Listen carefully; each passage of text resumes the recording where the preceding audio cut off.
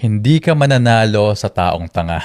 Ito yung madalas sabihin ng lolo ko noon. Never kang makikipagtalo sa taong tanga. Lolo ko, professor ng 3 university sa Pilipinas. Graduate ng accounting, may master's degree. At bata pa lang ako, lagi ko nang naririnig yan sa kanya. Hindi ko siya gets dati kasi gusto ko lagi i-explain yung side ko.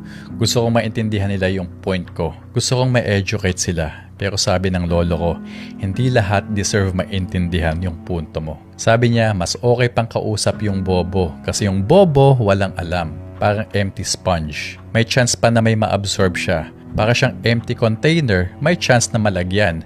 Pero yung tanga, sarado na yung utak niyan. Hindi siya open to understanding.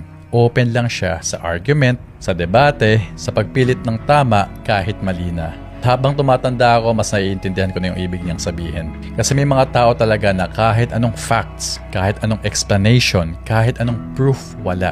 Committed sila sa sarili nilang paniniwala. Hindi sila naghahanap ng katotohanan. Naghahanap sila ng panalo. Kaya minsan, the smartest thing you can do is stop explaining yourself. Hindi lahat ng tao deserve yung energy mo. Hindi lahat ng tao worth educating. Kasi hindi mo kayang baguhin yung taong ayaw magbago. At minsan, yung greatest form of peace is realizing na hindi mo kailangan manalo sa bawat argumento. You just need to know who deserves your voice.